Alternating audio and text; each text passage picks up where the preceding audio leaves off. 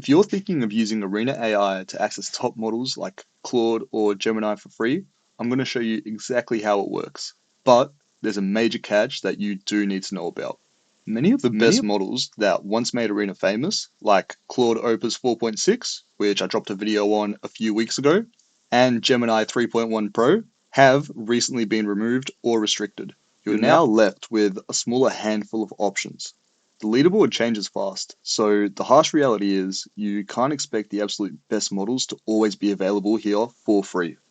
So why are all the good models like Claude Opus 4.6 and Gemini 3.1 Pro suddenly gone?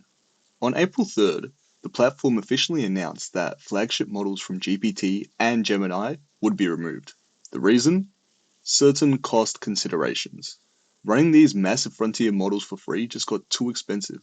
But it wasn't just Google and OpenAI. The removal wave hit Anthropic just as hard.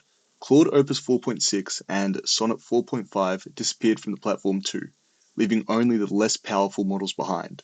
The bottom line is that the free ride on the absolute best AI models appears to be over. Running them at scale for millions of users is incredibly expensive, and the platform simply couldn't sustain it anymore. Signing up is simple. Head to Arena.ai, click sign up or log in, and you can use your Google account. No credit card is required, so it is truly free to start. Arena's core feature is known as battle mode. You type a prompt, and two anonymous AI models generate responses side by side. You then vote for which one you think is better. After both models respond, you pick a winner. Then the magic happens. You click reveal to see exactly which models you just compared. It's a great way to find which AI style you prefer. Now, be aware, the free tier definitely has limits. For video generation, you're capped at about 3 clips per day. For text, you only have a limited number of battles. It's great for testing and learning, but if you do need heavy usage, you're very likely to hit a wall.